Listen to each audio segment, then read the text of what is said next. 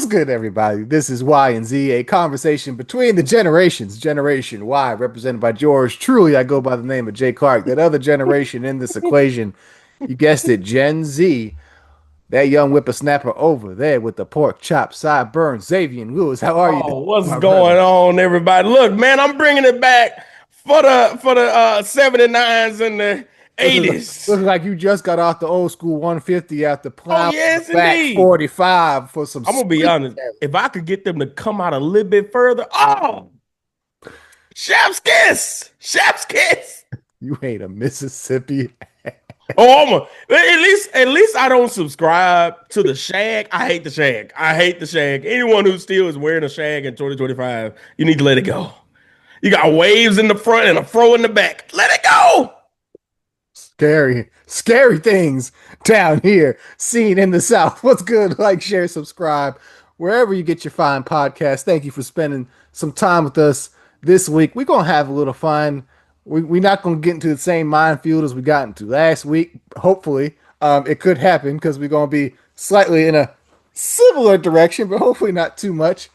Um, Forever, me and the wife we're 6 episodes through the No. eight, sir, and you brought it up the other week how it's such a Gen Z thing, and I'm this has been an interesting experience. Let me start. It's the most Gen Z show I've ever watched. Whoa. And I love it. I love every bit of it.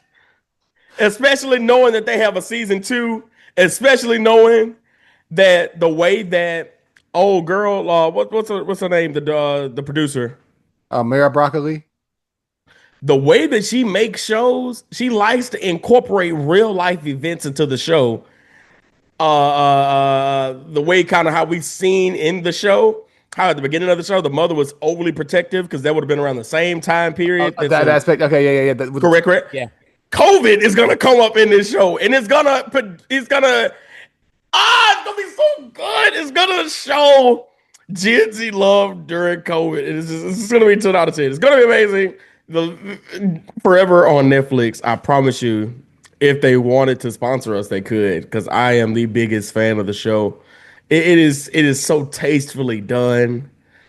Lovey Simone, Michael something Jr., Michael something. What was his last name? I just had it up here.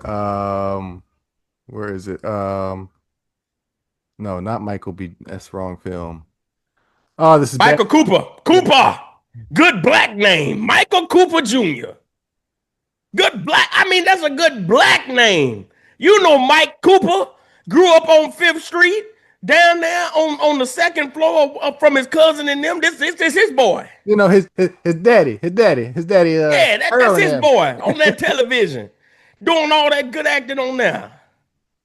This show was scary. It's as like I said, we're only 6 episodes in. We still got two more to go because, married, issues, kids, they're like things of that nature. Um, who the duality I'm experiencing watching this show is a little scary. Because part of me is, oh yeah, that's teenage Jason right there up on that screen, and oh my god, that is scary. Oh Jesus. Bro, I'm just like, oh. bro, and what I say, like, I think it's so intertwines every teenage love story, but it's so scary for me particularly because it's like you might not have experienced the whole essence of blocking and let's, unblocking. let's let's get to that. Let's get to that because that's a whole other side of the equation. Like, so yes, in general, it's like yes, as in a teenage love thing, and how I was like, oh my god, that's scary. That's me. Bruh. But then on the other hand, I'm also watching it because, like, clearly, as we touched on just that other week, like, yeah, I'm that daddy mode. This is a preview of what's to come in about 10 years, actually. Right, right. Well, it's like okay, there's some pre-training, and so it's been interesting watching, really being aware of the situation that the show is presenting, and catching the different dynamics of how the parental generations and how the older generations are responding in situations and interacting versus the kids themselves. And like I said, it's this weird duality. Like, okay, yes, you're doing too damn much. Teenage me is like, yeah, go And but you know, and I would have hated it back then, but now I see it's like, no, too damn, like, oh, sit your ass down. So it's been an interesting duality through both those lenses, and scary, It scary. is. I think I'm gonna tell you what's so interesting to me, right? Especially just coming from the household I grew up in. Um, I saw my mom, who was, college graduate, nurse, all this kind of stuff. Very like, what was his character in this show? Uh, Justin Justin. I'm about to call her Zora because I'm gonna tell you, I oh, know her from from Greenleaf. Greenleaf, yeah. Yeah, yeah. I'm Keisha, trying my best not Keisha to call and her Zora, Justin, but Keisha Justin and and Justin. Keisha. Justin's parents, two-parent household, loving parents. Keisha, one-parent household. Dad is there, but not there. It's a very interesting because this was always the type of people I would talk to. Ooh, ooh, yeah, ooh, You see what I'm saying? It was just so interesting. And even so much to the point like Justin's dad was successful in what he did, but it wasn't necessarily like a manly thing to like he was a chef, you know what I'm saying? So like wasn't too much like credibility to that. And even so much as Justin being the way he wants to be and kind of unfolding and all the kind of things he wants to do. Very interesting show. That's it's so good. it's I'm saying enjoying the watch so far. 2 episodes to go, but I do want to touch on what you mentioned there because that has been the other thing as part of this experience in watching is as much as I saw my own experience or caught memories, flashbacks, whatever. It's like okay, yeah, okay, yep, that's me. Flashbacks. It's also like, oh, I'm glad this is not my world. I could not Right. imagine doing this under these circumstances and those circumstances being technology and literally this unrestricted access you have to a person at an age where you don't need such unrestricted access, nor do you know how to deal with such unrestricted access. I'm like, ooh, yeah, I gotta coach my son through that because no, yeah, there are It's times you don't need to be available. Like, yo, Yes. I'm telling you that show depicted that so well, and that's what I'm telling you, Jason. I'm mm, telling you, Clark. Boy, that thing was mm. so bad. Let me just say this, man. It's so interesting because that was me, right? Growing up, I understood the essence of this is your new toy. Yes, it's your new toy. I know you want to play with your new toy all the time, but at a certain point, me as the parent, I'm going to take this toy away, play with the other things you have as well, so you learn to be appreciative of everything you have and not just the shiny new thing. Teenage years, technology presents this opportunity, shiny new toy, not the technology itself, but saying girlfriend, shiny new toy. And now, because I have technology, I don't have to put her down. And see, I that's could that's see the her at school. I could FaceTime her, text her all day, send her this, send her that. I mean, Clark, without just telling too much on myself, man, I used to be on FaceTime in the shower. Yeah, and see, oh, so look, I just finished we just finished episode 6, and so it had the whole part where she's falling asleep on the couch. She's like, "Hey, can I just stay on the phone with you, FaceTiming while I go to sleep?" Fuck no. First of all, y'all don't appreciate that because y'all let me go full.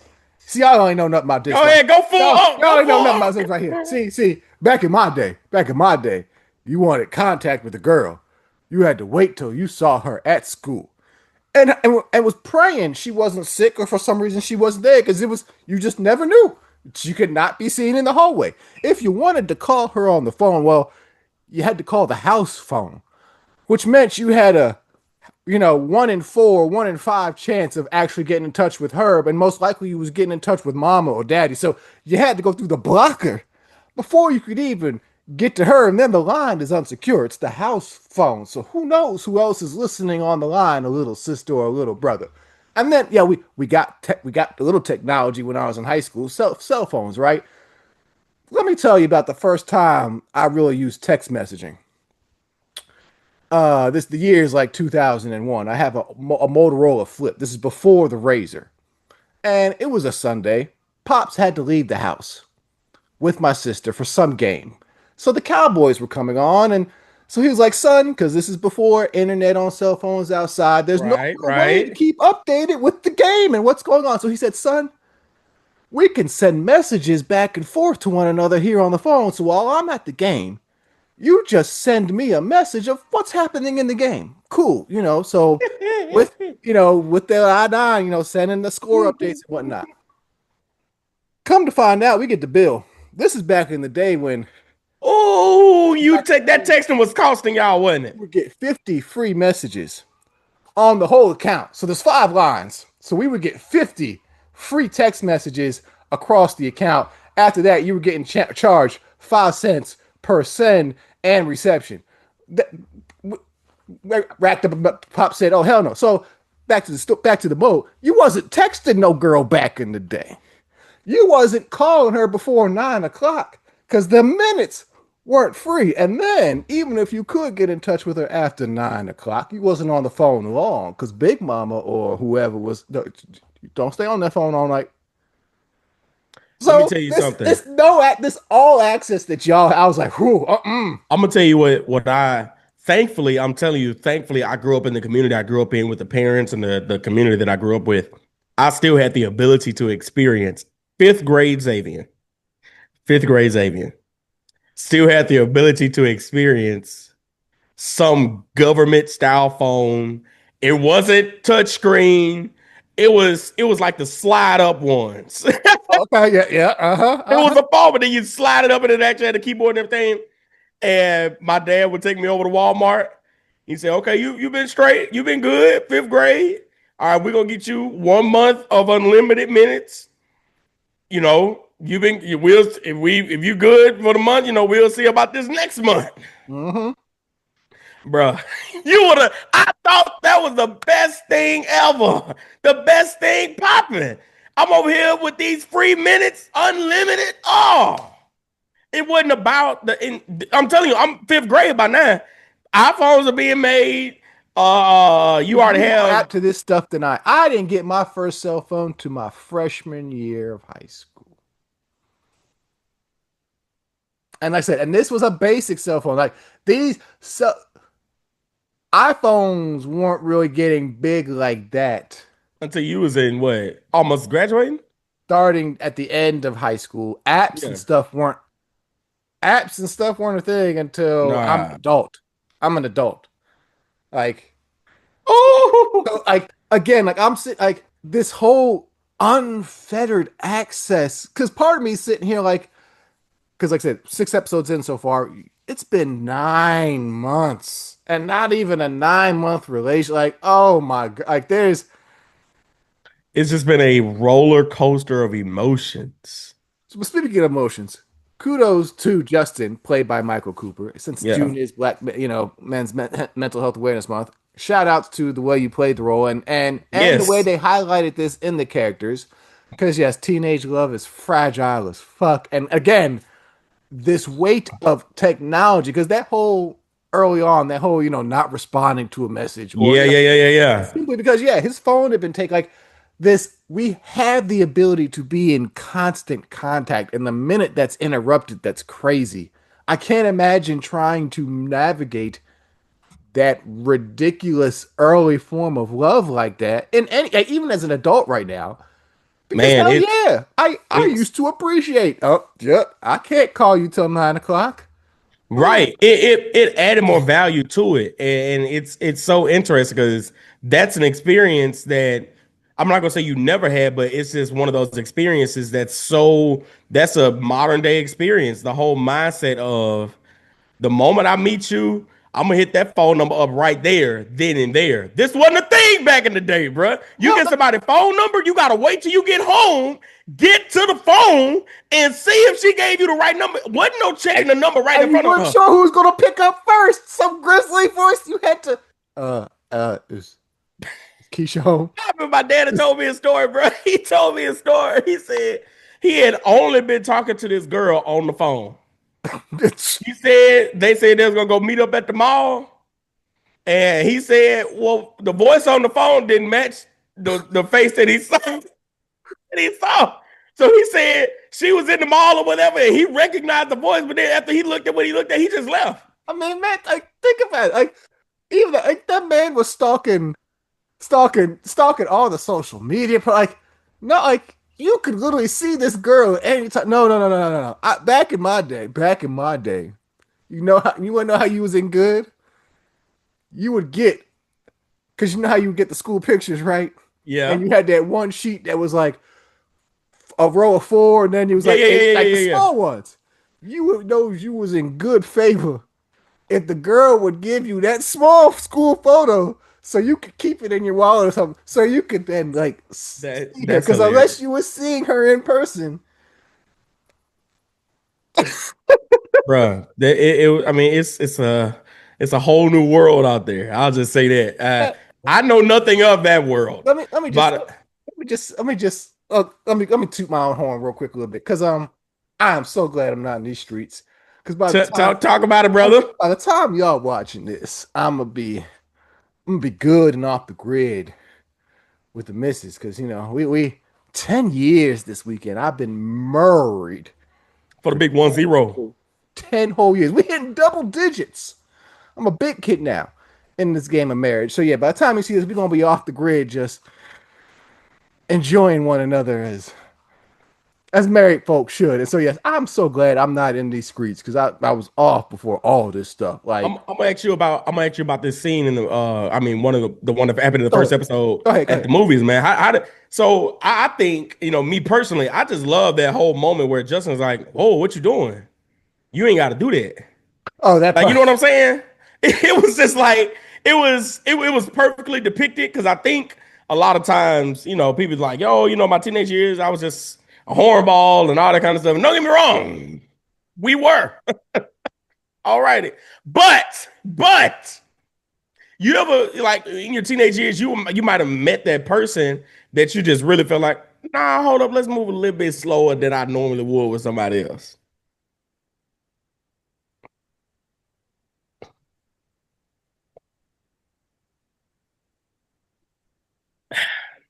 Not gonna lie. I can't sit. I'm not gonna sit up here and lie. No. Um, After my first girlfriend, ooh, it was. Oh, you was brutal. Oh, it was an awakening. It was like I said, I felt Justin. Justin was me. Like I just like we here. I felt Justin. After my first one, ooh, that heartbreak. Let me tell you, it was rough. Yeah, I can't relate there. Um, I no, could, I'm bro. sorry, sir. No, I could relate to that. When I was like, okay, I see the game you playing. I see it. I was like Justin, man. I was like Justin. I was like, nah, I actually might like you a little bit. So let me just chill out on that. Not yet. no. What I really related to with Justin was that feeling of trying to like, yes, this is the type of man I believe I am. I'm wanting to be, striving to be, and it's not a hardcore thug. It's who I am, Right. and and trying to figure that out. And with the guidance of a good father, I had me a good father too. Right. Shout out to Wood Harris. I'm definitely like yes. Like He side note, played that role very like the scene truly. with the whole she told the mama, and he's like I want to go get her, and they like no, and he's like nah, go get her, dude. I'm He not saying we could put him in top five black Oh no, dads. no, no, no. He up there. He up there because like just for that thing alone, like you're having the great depiction of a man and a wife working together with Yes. different viewpoints, and he's like, no, When is the last time we've seen that in black like TV? because he was like, go get that girl, and then he's like, do A, B, and C. He's like, God, this is how you handle this. You want to teach this boy how to be a man? We got to lay out the plan of how to do Yes. how to act. Yes. Yes.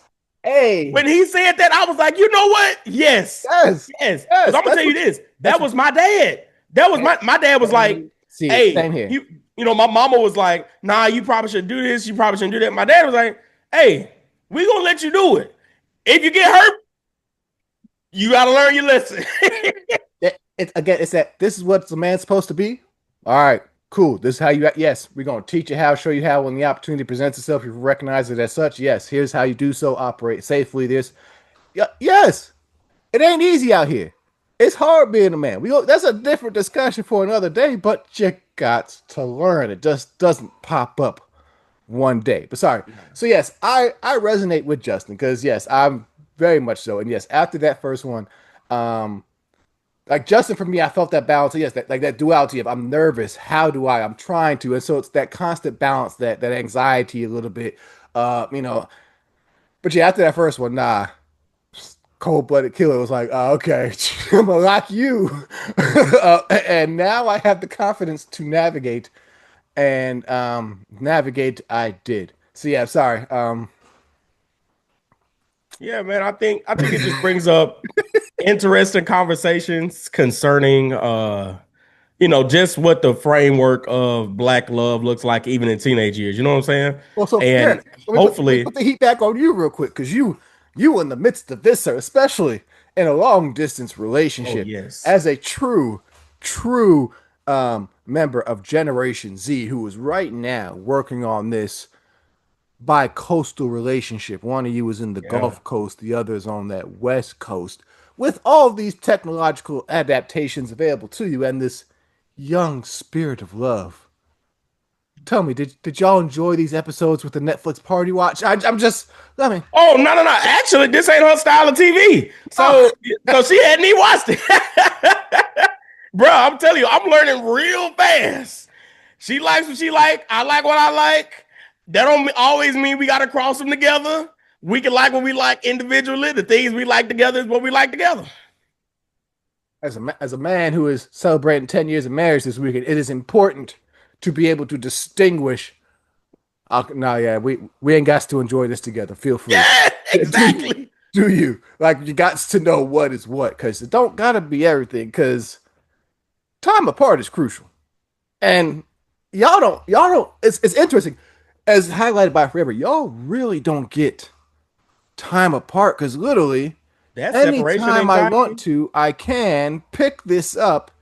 And unless there's some physical act of God or reason, aka your phone is dead, service is down, or whatever, I'm expected for you to be able to pick up or interact with me in the method that I choose, whether it be text message, social media, video call, whatever it may be, Right. at any moment. Like that's I'll say this. I don't think people realize how powerful that is. And I hope it doesn't take, some mass global. No, do you remember like a few times? I mean, this happened a couple times now where towers just randomly go down oh, and man, no one in that area just has no service and Howard everyone think Homecoming. it's the end of the world. Howard Homecoming every year. You know, the minute you step on the yard during homecoming, there's gonna be too many damn people. You not And yes, taking any bruh, calls I and know you sending ain't never text been to messages. Alcorn. Well, first of all, Alcorn is in the middle of but That nowhere. too. Yeah. Yeah. You ain't gonna have no service. Ain't enough towers. So I'm just, I'm here. You should pray to the Lord that I'm safe and know that I have enough intelligence not to get myself into anything bad. And I will hit you up once I'm able to hit you up. Cause man, I just remember, because like I said, this was the majority of my adult life, the peace of being able to say good night, And that's it. and that's it, and not have to wake up or expect any notifications during the night. Like the peace that could be just simply, yep, good night. And I literally have freedom now that even if you wanted to, or even if you tried to, there's no way to get in touch with me simply because of the means and methods, unless it was a seriously true emergency. Right. Versus now, literally, we could get off the phone and 2 seconds later, hey, I would I thought you just said goodnight. I would be so annoyed because yes, I appreciate my time away from you. It's critical to you got to have some time apart. Yeah, that's why I'll be telling people, but people so much these days, man, they have so much separation anxiety, thinking that just because we're apart, it means that we're not locked in like we say we locked in.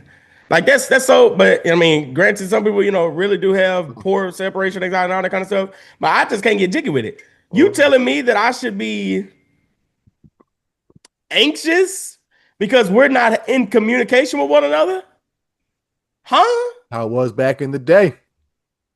There are, even with, I'm telling you, with me being in New Orleans, her being in LA, there are still certain days where we just be like, I'll just hit you up tomorrow. Ain't nothing going on or nothing like that. Just want to break from my phone today or whatever like that. I'll hit you up tomorrow. Bam, that's fine. And I go about my day. She go about her day. We live. We hit each other up the next day. Hey, how you doing? Good stuff like that. There were days that could go by we could not be in contact, and it would not be like Bruh, crazy. Like think you'd be a little I'm heated, almost but it thinking, wouldn't be crazy. Like, oh my god, the relationship is over. No, we was both just busy. imagine, think about this. Think about this. Back in the day, your mind had to be strong and you had to make a really strong impression. Just say theoretically, you met this girl, you got her number, but you don't call her till days later, and you trying to get her to realize who you are on that phone. I ain't Who got is to, this? I ain't got to imagine nothing. I told you, player. I I'm a player from back in the day, to teen club nights. Let me tell you again. Even though in these days I had the cell phone, we had the cell. These was basic. If you ever seen the old school rap hip hop video from the early 2000s, we're talking the silver flip with the pull out antenna, possibly, or whatever you may see. These were the devices we would use to try and pull numbers in the club, and sometimes you had to go rudimentary, you know, old school, piece of paper and a pen. Yeah, yeah. Oh, God, for, wasn't no pulling out the phone to put the God, number in the no, God no. forbid you better write clearly and remember whose name and whose face. Because wasn't let me take a picture of your face and let me get that IG handle so before I hit you up I can scope you up to remember. And no, no, no, no, no, no. You had to come off a fresh memory. Yeah, girl, I saw you last night. Girl, it was 2 days ago. Bruh, Y'all ain't got no real game right now. The game too easy. Y'all ain't it's got no game. so easy. Y'all It's ain't got no so game. That's easy. why I understand old players be like, boy, let me tell you, if I was out here in the street, I'm, I'm Bro, it's sorry, so easy random. I'm nowadays. thinking of You telling me I mean, theoretically, I could do a whole background check on you before I ever decide if I want to hit you up or not. I can know your life, Your whole life. whole life.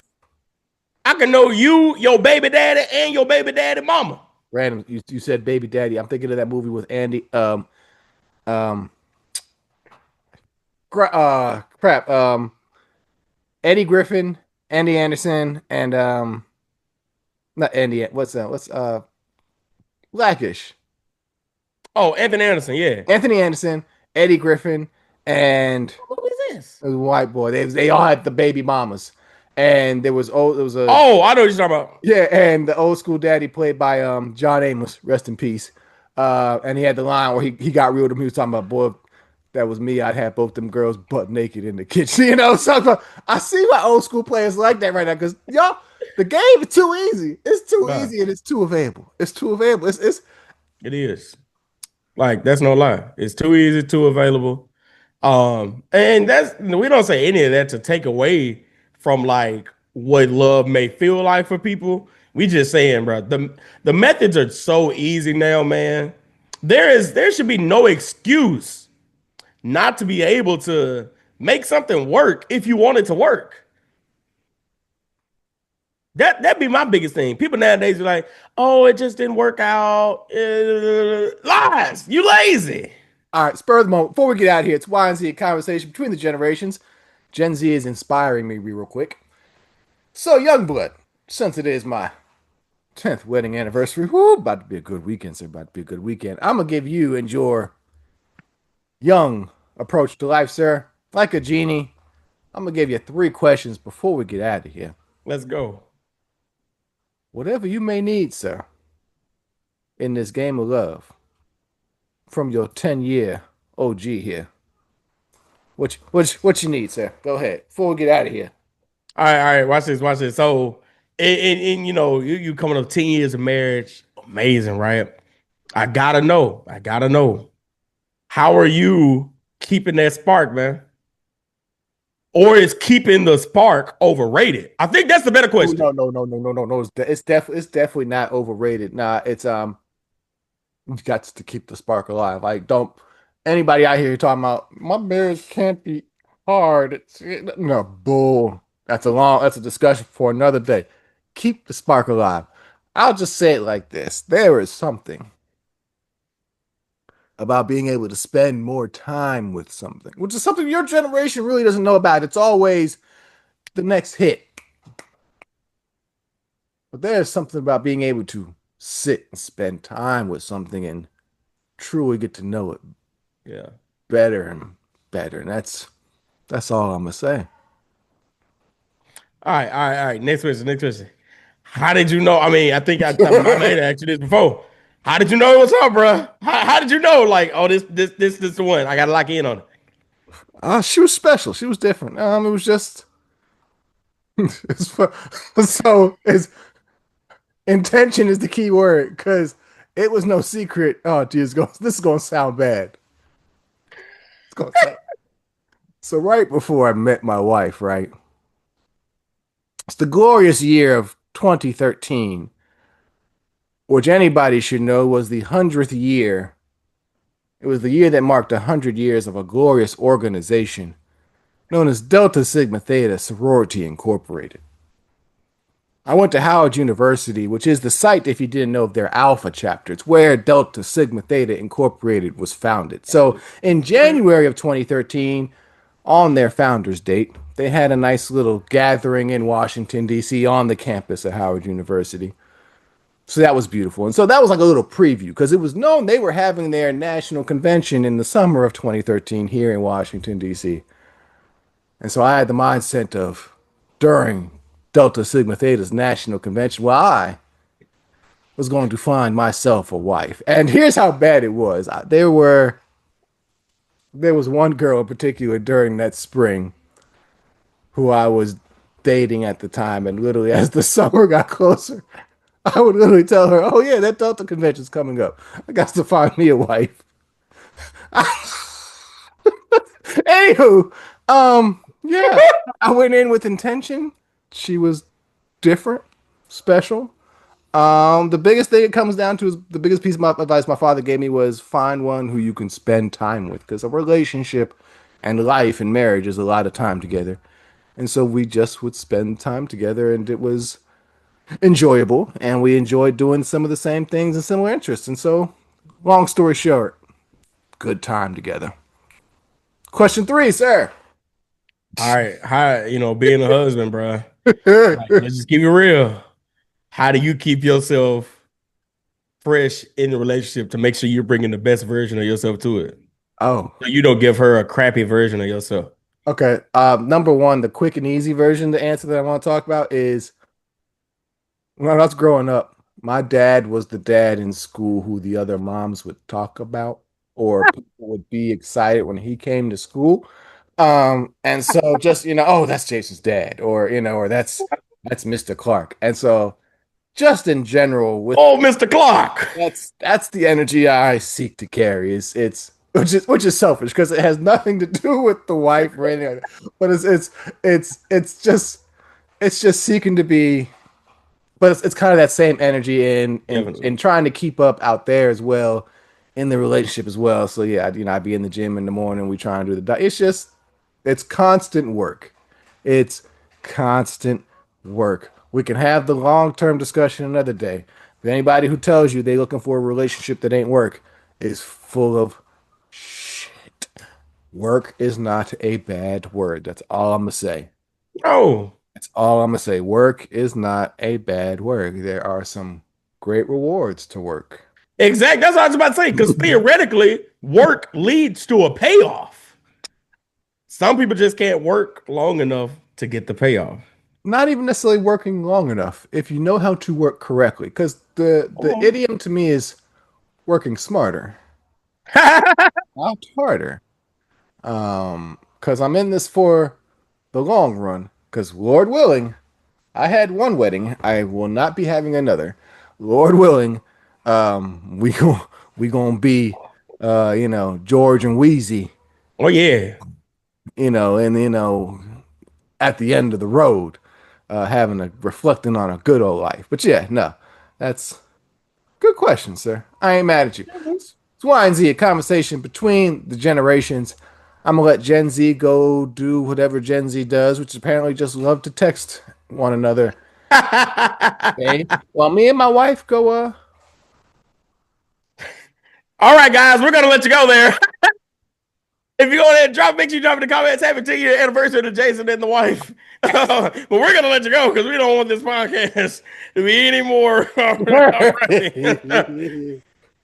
Peace out. Peace out, y'all.